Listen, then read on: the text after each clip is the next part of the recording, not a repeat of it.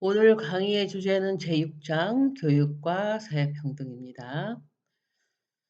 계층과 사회이동에 대해서 공부를 하고 한국의 계층 구조가 어떻게 되고 어떻게 변해왔는가 하는 거 잠깐 살펴보고, 그리고서 가장 중요한 주제인 교육과 사회 계층 이동이 어떤 관련이 있는가 하는 거를 공부하는데, 여기는 세 가지 이론이 있어요. 평등화론, 불평등 재생산론, 무관계론, 이렇게 세 가지 있어서 이거를 공부를 하겠습니다. 근데 교재에 이게 자세하게 잘 설명이 되어 있기 때문에 제가 뭐 길게 설명을 안 하고 가장 요점만 정리를 해서 강의를 해보도록 하겠습니다. 계층과 사회이동이라는 주제에 있어서 먼저 용어를 좀 정리할 필요가 있어요. 사회 계층이라는 용어가 있고, stratification, 그다음에 사회 계급, social class라는 게 있는데, 이 두 개는 같은 뜻으로 혼용해서 씁니다. 근데 한국에서는 사회 계층이라는 용어를 더 많이 사용하는 경향이 있는데, 그거는 사회 계급이라는 용어는 기본적으로 막스즘에서 나온 용어예요. 그래서 좀 타부시되는 경향이 있는데 둘은 뭐 같은 뜻입니다. 여기에서 나오는 핵심적인 문제는 한 사회 계층은 어떻게 구성되어 있는가, 계층은 어떻게 결정되는가, 계층 이동은 어떻게 일어나는가, 교육은 계층 결정에 얼마나 어떤 역할을 하나, 교육은 계층 이동에 얼마나 어떤 역할을 하나, 이런 것들이 되겠습니다. 그래서 우선 계층이라는 게 어떻게 결정되는가 하는 것은 사회에 따라 다를 수 있죠. 사회 그 맥락이 다르고 사회 구조도 다르고 그러니까. 근데 시대에 따라서 사회에 따를 뿐 아니라 시대에 따라서 변화했다는 게 중요하다고 볼 수 있죠. 우리나라의 경우도 보면 예전에는 한 개인의 계급이 를 결정하는 가장 중요한 요인이 어떤 신분에서 태어났느냐, 어떤 족보를 가지고 있느냐 하는 그 배경이 가장 결정적인 요인이었는데, 근대로 넘어가고 현대로 넘어가면서 그런 것보다는 한 개인이 가지고 있는 직업, 소득이 얼마나 되느냐, 얼마 정도의 부를 가지고 있느냐 하는 것이 한 사람의 계급 계층을 결정하는 요인으로서 중요한 요인이 되었죠. 그래서 현대 산업 사회에서 계급을 결정할 요인을 보면 아까 사회마다 좀 다른 면이 있지만 그래도 많은 비슷하고 공통점을 가지고 있습니다. 왜냐하면 현대 산업 사회의 특징이 비슷하기 때문에 그렇죠. 자본주의로 뭐 이런 식으로 산업화된 사회 이런 걸로 비슷하기 때문에. 그래서 보통 세 가지가 가장 중요한 요인으로 꼽히는데, 그것이 어떤 직업을 가지고 있느냐는 거, 그다음에 교육 수준이 얼마나 돼 있느냐, 그다음에 소득이 어떻게 되느냐, 이 세 가지가 가장 중요한 요인으로 꼽히고 있고, 이 세 가지 요인 간에서 서로 연관이 있죠. 직업과 교육과 소득 수준은 서로 어 연관관계가 있습니다. 한국의 계층 구조가 어떻게 변화하는가를 인제 여기서 보고 있는데, 그 데이터가 청정기 이후에부터 가능하기 때문에 이 교재에서 1955 년부터 92 년까지, 그러니까 약 50 년이 좀 안 되는 기간 동안에 한국의 계층 구조가 어떻게 변화했는가를 보고 있습니다. 그래서 하층 계급은 급격히 감소를 합니다. 하층 계급이라 하면 이제 1차 산업에 있는 사람들, 그러니까 농촌, 어촌, 축산업 이런 데 있었던 사람 중에서 이제 인컴이 낮은, 그다음에 도시 빈민 뭐를 중심으로 하는 거죠. 이거는 근데 2차 산업 공업의 근로자 계급은 제외를 한 사람 통계입니다. 그게 1955 년에는 80%, 국민의 80%가 이런 lower class에 속했다는, 뭐 그때 다 가난했죠. 그랬는데 50 년쯤 지나서 이게 20%로 급감을 합니다. 그다음에 이제 미들 클래스인 중간 계층은 급격히 성장을 해서 12% 였다가 44%로 많이 성장을 하게 됩니다. 직업 구조도 많이 변화를 해서 1차 산업, 아까 말한 농업업, 축산업에 종사하는 사람은 1955 년에 80% 였다가 2005년 딱 50년 후에는 8%, 10 분의 1이 되는 엄청나게 감소가 되고, 2차 산업은 인제 생산직 manufacturing 이죠. 거기에 종사자는 9% 에서 33%로 증가를 합니다. 상당한 증가죠, 이것도.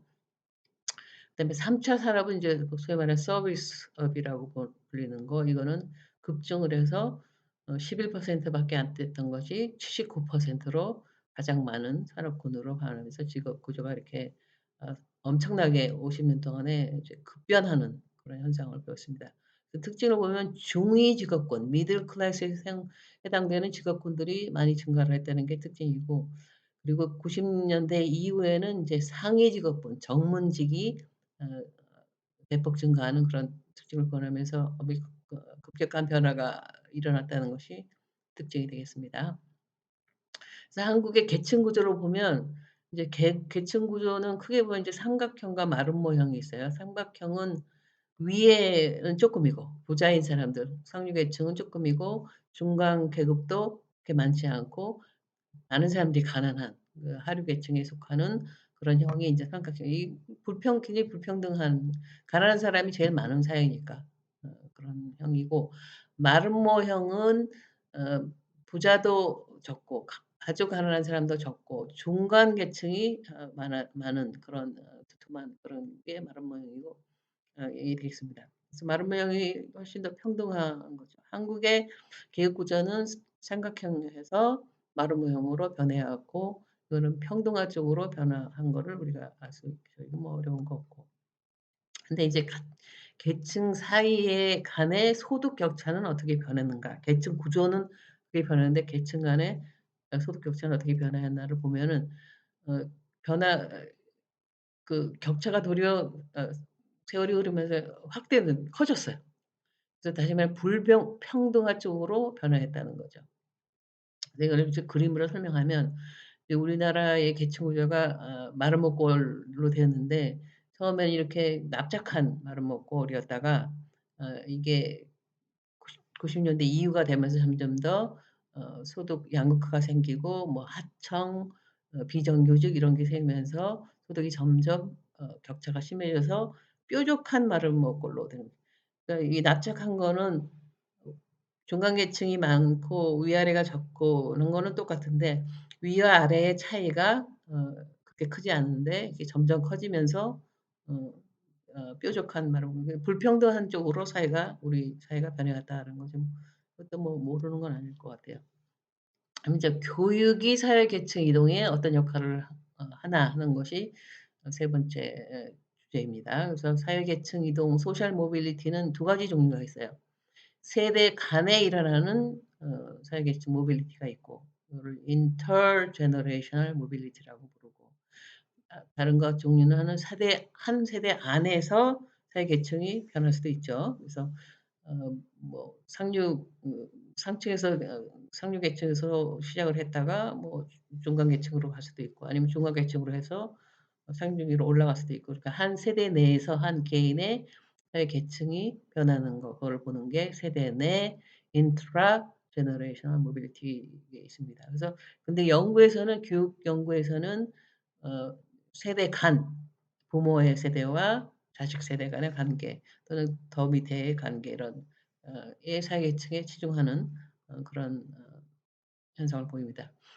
교육과 사회계층 이동, 소셜 모빌리티의 관계를 설명하는 이론에는 세 가지가 있어요. 그래서 평등화론, 불평등성론, 무관결인데, 이거를 간단하게 살펴보도록 하겠습니다. 평등화론은 그 이름이 말하듯이 학교가 사회를 평등하게 만든다. 그래서 학교는 평등화자다라고 주장을 하는 입장이 평등화론이 되겠습니다. 이거에서 이제 가장 유명한 사람이 저번에 제가 설명한 미국의 공교육 제도를 만든 사람, 이 이제 호라이스 맨인데, 이 사람이 한 유명한 프레이즈가 있는데, 그게 학교가 "The Great Equalizer다. 위대한 평등화자다."라고는 용어를 쓰면서 학교가 그만큼 중요하다라고 이 사람이 주장을 했죠. 그래서 "교육이 사회를 평등하게 만든다." 라는 입장인데, 이거는 그 메인스트림 교육학이나 뭐 일반적 대중적으로도 가장 많이 받아들여지고 있고 믿고 있는 그런 입장이 되겠습니다. 네, 여기서 주의할 게 두 가지 개념이 섞여 버려 가지고 이걸 구분을 못하면은 이걸 오해하기가 쉬워요. 능력주의와 평등주의화 두 가지가 있는데, 이거 같은 게 아닙니다. 능력주의화라는 거는 교육이 사회를 능력 본위로 만드는 데 기여하는 경우에 교육을 능력주의화라고, 그러니까 메리토크래시, 사회가 신분이나 가정 배경이나 이런 캐스트 시스템에 바탕을 둔 게 아니라 한 개인이 가지고 있는 능력을 바탕으로 해서 됐을 때 그걸 이제 메리토크라시라고 부르는데 교육이 사회를 메리토크라틱하게 하는 데 기여를 한다면 교육을 능력주의화의 역할을 한다고 볼 수 있는 거죠. 평등화는 틀려요. 능력주의로 됐다는 메리토크라시의 바탕을 두지만 그것이 반드시 사회의 불평등을 없애고 사회를 더 평등하게 만드냐 하는 거하고는 다른 거죠. 그래서 교육이 사회 평등에 기여하고 사회 불평등을 축소시키는 데 기여를 한다면 교육을 평등하자라고 부를 수 있고 그렇지 않다면 그렇지 않은 거죠. 그래서 이 능력주의의 교육이 능력주의에는 기여하지만 평등에는 기여를 하는가 안 하는가는 다른 거기 때문에 따져봐야 된다는 거 이 두 개를 구분할 필요가 있습니다. 그래서 이 평등하려에 따른 연구 결과들을 보면 교육은 직업 지위 획득에 영향을 준다는 거는 연구 결과에 나와 있어요. 어떤 직업을 갖느냐, 어떤 지위를 가진 직업을 갖느냐 하는 데 영향을 주죠. 제가 교수인데 교수라는 직업을 얻는데 교육이 영향을 줬죠, 당연히. 그러나 소득 결정에는 그만큼 영향을 미치지는 못하는 거예요. 미국의 그 한국 사람들이 많이 이민을 간 사람들이 많이 택하는 직업이 인제 세탁소하고 그로서리 스토어 이런 것들을 많이 하거든요. 그 사람들의 뭐 학력 수준이나 직업 지위는 그로서리나 세탁소하고 교수하고 직업 지위에서는 차이가 났죠. 교수가 훨씬 높죠, 거기서는. 좀 소득을 보면 그 사람들이 훨씬 더 높아요. 그래서 이 소득하고 직업하고가 불일치하는 경우이기 때문에 교육이 소득에는 그만큼 영향을 미치지 못한다. 그런 연구 결과가 나오는 거죠. 어렵진 않을 겁니다. 그래서 교육이 사회를 능력주의와 메리토크라시의 기본을 두게 하는 데는 기여를 한다는 것이 연구 결과에 나옵니다. 근데 얼만큼 메리토크라시에 교육이 기여를 하는가 하는 거는 이게 다음 챕터 7 에서 우리가 공부할 주제예요. 하지만 교육이 사회를 평등하게 만들지는 않는다. 이퀄라이저는 아니다라는 연구 결과가 나옵니다. 그래서 결론은 교육은 메리토크라시에는 기여하지만 이퀄리티에는 기여하지 않는다는 것이 연구 결과에 나오면서 평등화론이 문제가 되겠습니다. 그래서 나오는 것이 이제 불평등 재생화 두 번째가 재생산론인데 이건 우리가 공부한 이 갈등 이론을 바탕으로 한 이론이에요. 그래서 여기 주장은 학교가 사회 불평등을 축소하지 않고 그대로 재생산한다. 우리가 공부한 거죠. 왜 그러냐 하면 학교 교육이라는 것이 지배계층의 이익에 봉사하도록 그렇게 디자인되어 있기 때문에 그렇게 된다라고 주장을 하는 겁니다. 그래서 연구 결과를 보면 뭐 복잡하긴 한데 교육을 받아서 거기에 따른 수익, 얼마나 인컴이 높아지니 하는 거를 보면은 똑같은 교육을 받았을 때도 들어오는 리턴이 되는 거죠. 리턴은 노동자 계급보다는 관리자 계급, 노동자 계급은 그러니까 워킹 클래스보다는 매니저리얼 중간 계층이 되는 거죠. 미들 클래스 계급한테 더 크게 나타나니까 딱 1대1로 이 대응하는 게 아니라 이거죠. 계급의 차이가 난다 이거죠. 교육이 에서 받는 리턴이. 그다음에 이제 고용주라는 건 자본 소유자는 관리자나 미들 클래스 매니저나 노동자 워킹 클래스보다 어 가 예 교육이나 직업 지위나 연령이나 경력 이런 걸 모두 똑같은 경우에도 그거에 상관없이 계급에 따라서 고용주는 관리자나 노동자보다 교육에서 따르는 소득이 더 많이 들어온다. 그러니까 교육에 따르는 이익 이 계급에 따라 다르게 나타난다 이런 얘기죠. 그거는 미국의 경우에는 특히 남성, 여성 인종의 문제에 있어도 똑같이 나타납니다. 똑같은 교육, 똑같은 직업지, 연령, 경력을 가졌다 해도 백인 남성이 백인 여성이나 흑인 남성보다 인컴 수준이 훨씬 높게 나오는 거죠. 똑같은 조건이어도.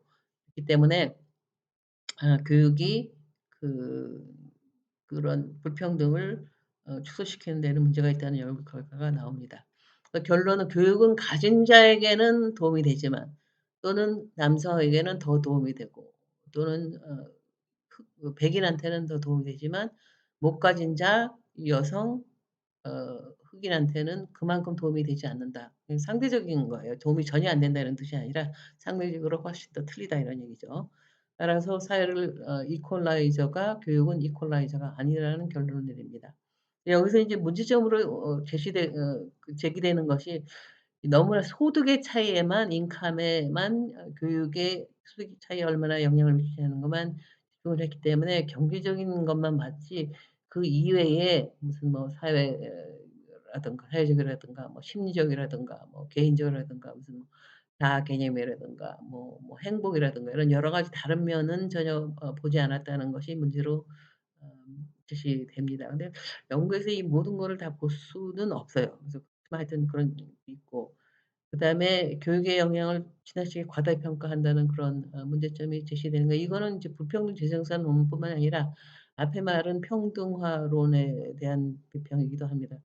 교육의 영향과 역할을 너무 지나치게 과대평가하는 거 아니냐는 그런 문제의식이 생기면서 세 번째 나온 이론이 무관계론이라는 건데 그건 뭐 이름이 말하듯이 교육은 사회 평등과 에도 관계가 없고 불평등에도 관계가 없다. 뭐 이런 주장이 되겠습니다. 그러니까 이퀄라이저도 아니고 그렇다고 사회의 불평등을 프로듀스하는 리프로듀스하는 것도 아니고 그냥 관계가 없다라고 주장을 하는 건데 여기에는 이제 여러 가지 연구가 있어요. 근데 이런 연구들을 뭐 자세히 알 필요는 없고 그중에서 이제 제임스의 1970년 연구가 가장 유명한 건데 여기서 이 사람이 본 거는 인제 계층과 소득과 임금 이런 관계를 연구를 하면서 한 개인의 소득에 영향을 미치는 변수를 한번 조사를 하면서 가장 중요한 변수인 4 개를 넣어서 한번 이 4 변수는 인제 그 사람의 가정 배경, 그다음에 지적인 능력, 교육 수준이 얼마나 되는가,